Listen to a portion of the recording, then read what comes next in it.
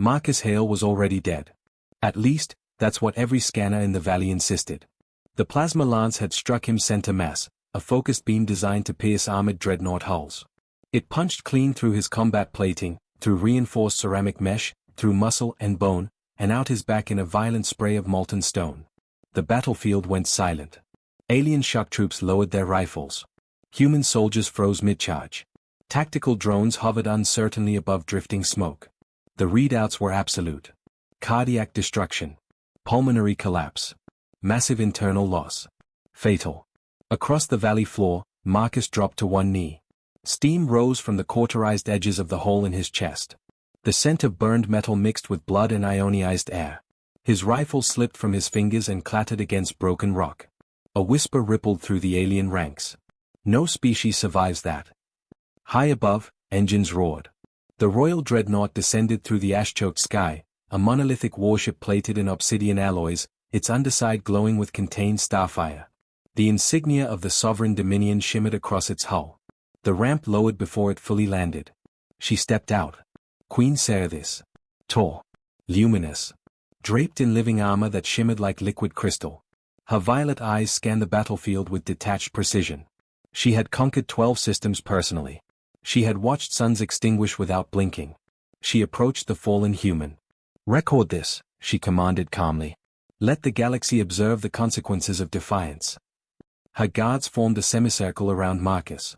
Alien medics scanned him from a distance, their instruments projecting grim blue light. One medic swallowed visibly. "Your Majesty, total thoracic breach. There is no recovery pathway." Cerithis inclined her head slightly. "As expected." Marcus swayed. "Then." He coughed. Blood spilled from his lips, dark and thick against the pale ash. Several alien soldiers stepped back instinctively. The scanners flickered. A sharp tone pierced the air. Cellular activity spike. Another tone.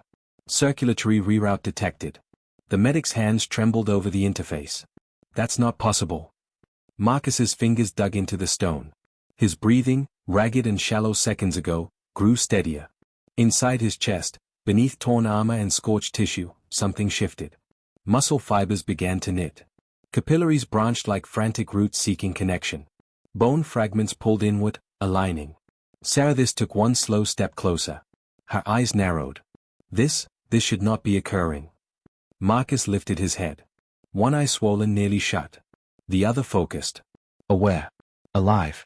He inhaled sharply, and the hole in his chest visibly tightened as tissue crawled across itself in raw, red strands. Human soldiers began murmuring behind him. They had seen this before. Not like this. But enough. Cerithis extended a hand, stopping her guards from intervening. She wanted to see. The wound contracted further. The bleeding slowed to a trickle. Beneath the torn fabric of his armor, new tissue laid itself in frantic reconstruction. Marcus let out a hoarse, broken laugh. It wasn't strong. It wasn't triumphant. It was stubborn. "You aimed center mass," he rasped. An alien officer whispered, horrified, "He is speaking." Serati's voice was softer now. Not fearful. Studying. "You were pierced through your primary organ cluster. Your species has no redundant cardiac chamber." Marcus spat blood onto the stone. "Yeah," he said between breaths. "We improvise." With visible effort, he pushed one boot beneath him. Stood halfway. Shook. Then stood fully. The valley wind carried the scent of ozone and smoke. Ash swirled around him like drifting snow. Scanners were now screaming continuous alerts. Accelerated regeneration. Adrenaline saturation beyond survivable thresholds. Neural override of shock collapse. The medic's voice cracked. He should be in systemic failure. Cerithis stared at the closing wound, now reduced to a gruesome but survivable tear rather than catastrophic absence. The human looked directly at her. Not with hatred. Not with fear. With something far worse. Refusal. "Is that all?"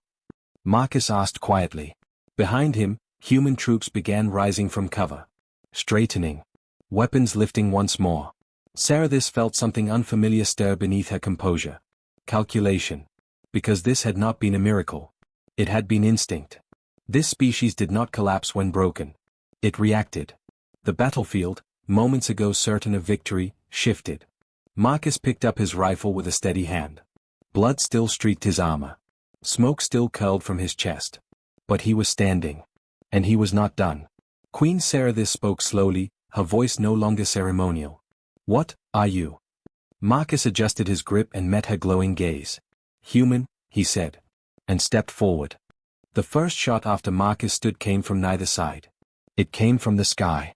A tactical drone, still following its last programmed directive, fired a warning pulse across the valley, a streak of blue-white energy that split the smoke in half and carved a molten line through shattered stone.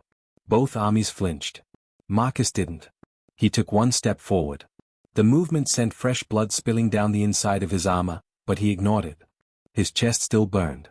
Every breath felt like inhaling razors. Pain was there. It just wasn't in charge. Queen Serathis descended the final meters from her platform, landing lightly on the broken valley floor.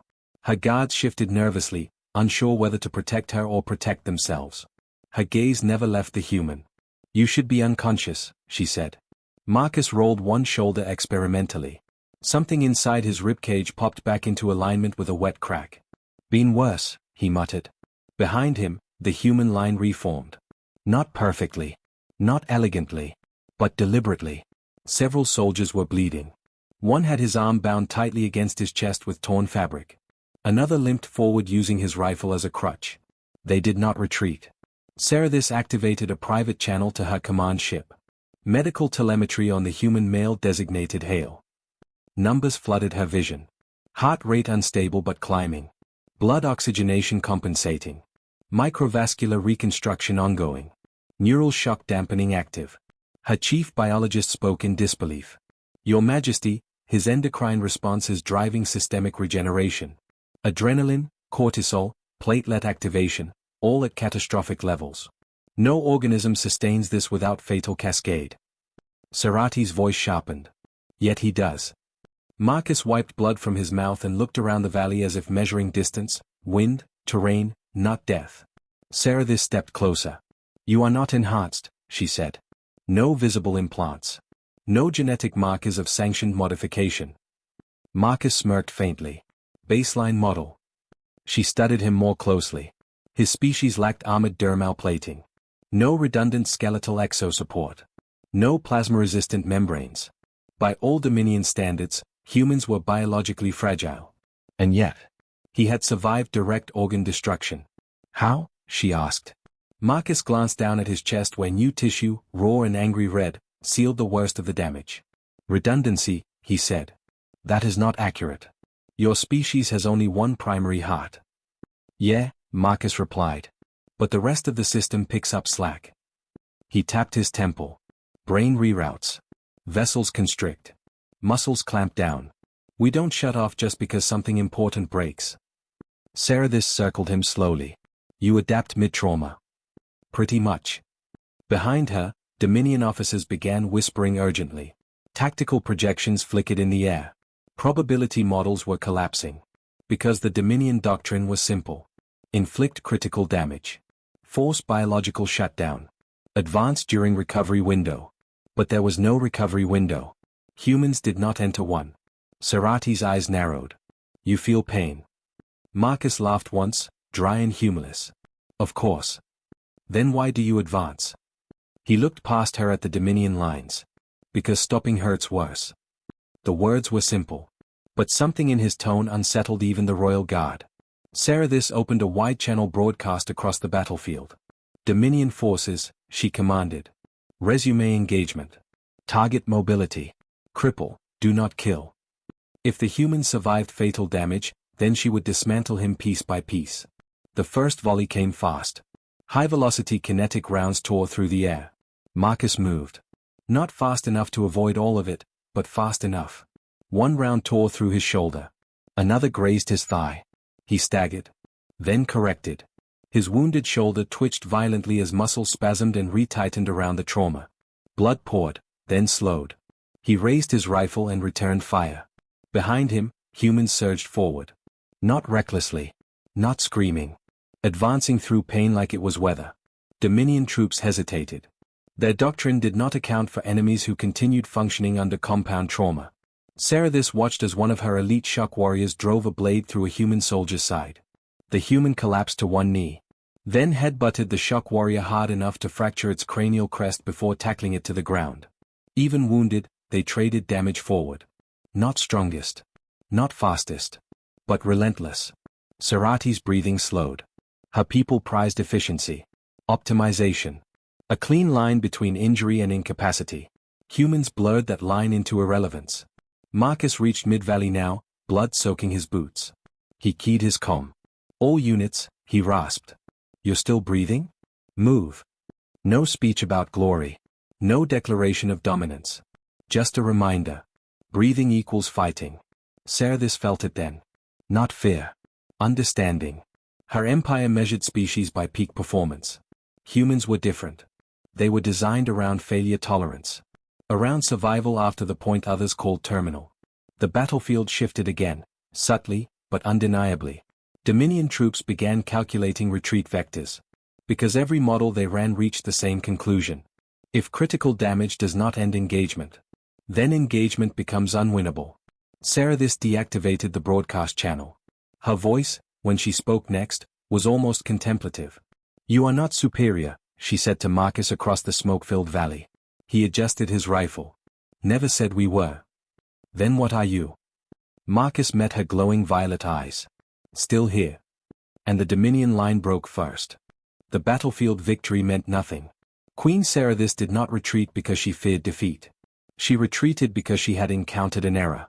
And empires were not destroyed by enemies. They were destroyed by miscalculations.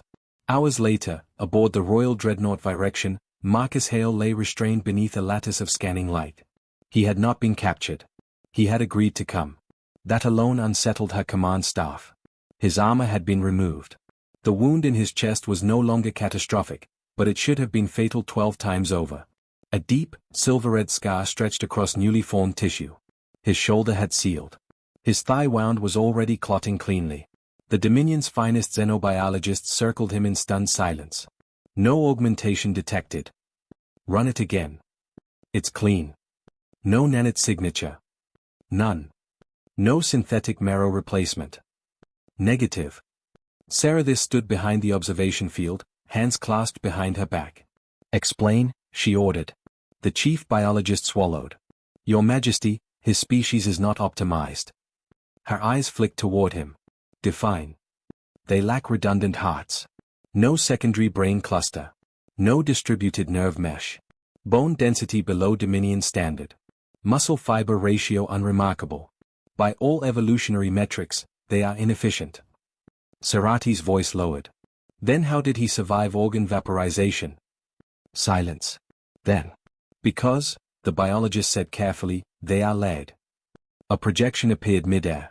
Human anatomical schematics rotated slowly. You see fragility, the scientist continued. But observe the overlaps. Their circulatory system can reroute pressure rapidly. Their clotting cascade activates aggressively under trauma. Surrounding muscle groups can compensate for localized loss. Marcus, still lying beneath the scanner grid, spoke casually. We call it making do. Several scientists flinched. Certhis stepped forward. Continue. The projection zoomed in. When cardiac function ceased, peripheral vascular constriction delayed systemic pressure collapse. Simultaneously, neural shock suppression reduced synaptic overload. Adrenal response flooded the bloodstream, dangerous levels, but stabilizing in the short term. Marcus smirked slightly. Adrenaline's one hell of a drug. The biologist hesitated before continuing. Their bodies are not designed to avoid damage. They are designed to function through it. That sentence hung in the air. Certhis turned slowly toward Marcus. You endure inefficiency. He shrugged. We call it resilience. The projection shifted again, this time comparing Dominion physiology. Dominion warriors were optimized for peak output. Higher bone density. Enhanced plasma tolerance. Cleaner neural pathways. But fewer redundancies. Fewer fallback systems. Certhis understood instantly. Her species was built to dominate. Humans were built to survive. And survival did not require superiority. It required continuation. You should have gone into systemic collapse, she said to Marcus. Probably, he admitted. Yet you did not. He met her gaze without hostility. We don't quit just because something important stops working. Her claws tightened behind her back. Your spine was fractured. Still hurts. You lost critical lung mass. Breathing anyway. You experienced blood loss exceeding survivable thresholds. Marcus tilted his head slightly. Still here. The simplicity of the phrase unsettled her more than any display of aggression. She turned back to her scientists. Is this an anomaly? No, Your Majesty. The words came quickly. Battlefield reports confirm similar cases. Humans sustaining compound fractures and continuing engagement. Severe burns without incapacitation. Multiple organ trauma with delayed failure. Another projection appeared, recorded footage from other engagements. Humans fighting through injuries Dominion troops would classify as terminal. One soldier resetting his own dislocated shoulder against a wall. Another crawling forward on shattered legs to secure a fallen ally. Not elegant. Not efficient. But effective. Cerathis felt something shift in her strategic understanding. For centuries, the Dominion doctrine had been absolute. Identify weakness. Exploit critical systems. Force biological shutdown. Advance. But what if the enemy did not shut down? What if damage did not equal defeat? Marcus slowly sat up despite the restraints. Guards moved instinctively, but Cerathis raised a hand. He winced as scar tissue pulled tight across his chest. Can I go? He asked. You stand in the heart of my flagship, she replied evenly. And? You are unarmed. Don't need to be. Her eyes narrowed. Arrogance. Marcus shook his head. Assessment. The chief biologist cleared his throat nervously. Your Majesty, there is one additional factor. She did not look away from Marcus. State it. Their neural architecture. Humans possess unusual cognitive override capacity. They can suppress pain response through sheer willpower. Marcus gave a tired half-smile. We just call that not panicking. Cerathis finally understood. Their strength was not in avoiding injury. It was in deciding injury did not decide for them. She deactivated the scanning field. Marcus swung his legs off the platform and stood. Slowly. Steadily. Still healing. You built your war doctrine on the assumption that death follows damage, she said quietly. He adjusted the remnants of his armor. Most species do. And yours? Marcus paused before answering. We don't stop at shouldn't be possible. Silence filled the chamber. For the first time in centuries, Queen Cerathis recalculated a species not as prey, not as rival, but as a variable her empire had failed to model. And in war, the most dangerous enemy was not the strongest. It was the one that refused to collapse when logic said it should. Marcus walked toward the exit without waiting for permission. No one stopped him. Because every Dominion officer in that chamber understood the same thing at once. If humans could survive the impossible, then the Dominion's entire doctrine was obsolete. Queen Cerathis did not believe in fear. She believed in correction. And the only way to correct a flawed model was to stress it until it failed. Marcus Hale had survived a fatal wound. That was tolerable. An anomaly could be studied. But an anomaly replicated across a species? That was a threat to imperial mathematics. So she ordered escalation. The sky above the valley split open. The Virection's underbelly panels unfolded, revealing rows of orbital lances glowing with compressed stellar charge. Atmospheric shields crackled as Dominion strike cruisers aligned in synchronized formation. Below, human forces had re-established defensive lines among the ruins. Marcus stood at the front. The scar on his chest was no longer raw, now sealed in silver tissue that looked almost metallic beneath the ash-covered light. He watched the sky brighten. They are serious this time, one human officer muttered over comms. Marcus didn't look back. They were serious last time. Above them, Serati's voice echoed through open-channel broadcast. Human forces. You have demonstrated resistance beyond projected survivability. Now we test endurance. The first bombardment struck. White fire rained down in controlled devastation. The ground erupted. Shockwaves flattened stone ridges. Human armor cracked under thermal spikes. Entire sections of the valley vaporized in blinding light. When the dust settled, bodies lay everywhere. Dominion observers leaned forward. Thermal scans indicated catastrophic loss. This would end it. It had to. But then. Movement. One human hand pushed against fractured rock. Another figure rolled onto his side, coughing violently. A soldier with half-melted armor forced herself upright, dragging a wounded comrade behind cover before collapsing beside him. Marcus emerged from a crater at the valley center. His armor was gone from one side of his torso. Skin blackened. One eye swollen shut again. He was limping. But he was standing. Dominion Command fell silent. Sarathis watched the tactical overlay flicker in confusion. Damage assessment, she demanded. Human casualties severe, but engagement capability remains. That is not possible. Telemetry confirms, they are reforming. On the valley floor, Marcus keyed his comm unit. Static answered. Then scattered voices. Still here. Left flank breathing. Medics moving. He inhaled sharply, ribs grinding where fractures hadn't fully set. All units, he said hoarsely. If you're conscious, you're combat effective. Move. There was no rallying speech. No heroic declaration. Just instruction. Humans began rising. Broken arms were strapped tight against armor. Bleeding wounds were ignored long enough to reload weapons. One soldier with a shattered leg positioned himself behind debris and provided suppressive fire rather than retreat. They were not stronger. They were not faster. But they did not disconnect from the fight when damaged. Sarathis activated direct visual magnification. Marcus was walking forward again. Toward the bombardment zone. Toward Dominion lines. She opened a private channel to him. You cannot sustain this. He didn't slow. Probably not. Your losses mount. So do yours.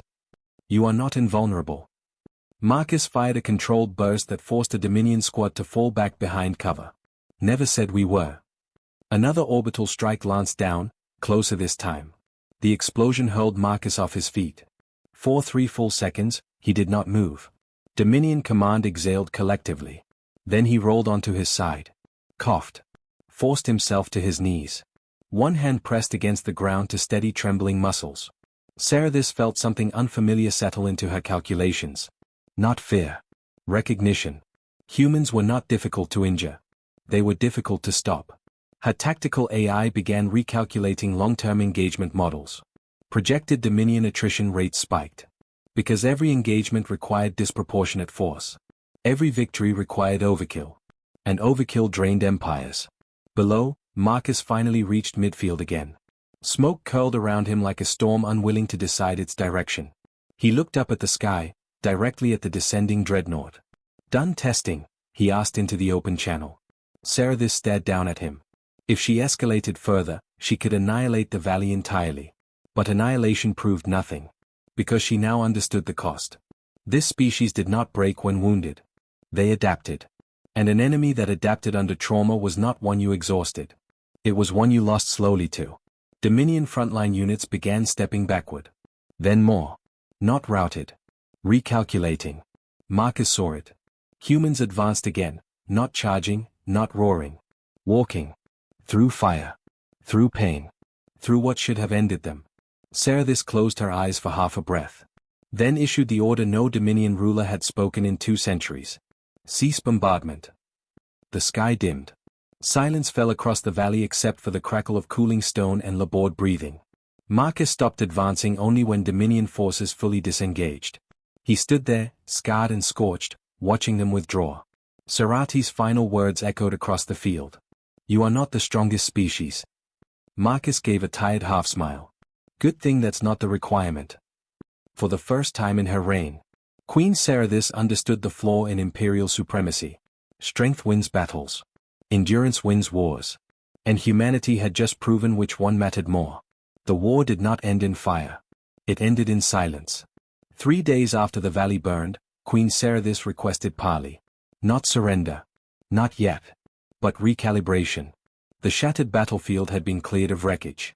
Makeshift medical stations lined the ridges where human and Dominion wounded were treated within sight of one another. A quiet, unspoken acknowledgement that survival no longer belonged to one side. Marcus Hale stood at the center of the valley where he had died. The scar across his chest was pale silver now, thick and permanent. His shoulder still ached when he moved too quickly. Every deep breath reminded him of what had been destroyed. He wore fresh armor. But no one mistook it for invulnerability. The Dominion landing platform lowered slowly. Sarathis stepped down alone. No guards. No ceremonial banners. Just the ruler of 1,000 conquered systems walking across broken ground toward the human who had refused to fall. They stopped 10 paces apart. Wind moved through the ash like a low whisper.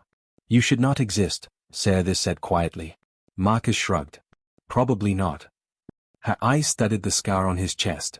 You were clinically dead for 4.6 seconds. Long 4 seconds. Your species survived bombardment levels that shattered fleets. Still did. She exhaled slowly. You are not the strongest species. Marcus nodded. Nope. You are not the fastest. Definitely not. You are not the most technologically advanced. He smirked faintly. Working on it. For the first time since her arrival, the corner of her expression shifted, not quite amusement, but something adjacent. Then explain, she said. Why did my empire lose momentum? Marcus looked around the valley. Human soldiers were helping Dominion wounded stabilize shattered limbs. Dominion medics, after a moment's hesitation, were doing the same for humans. No triumph. No cruelty. Just continuation. Because you built your doctrine around the idea that injury equals defeat, Marcus said. That is logical. Sure, he agreed. Foremost species.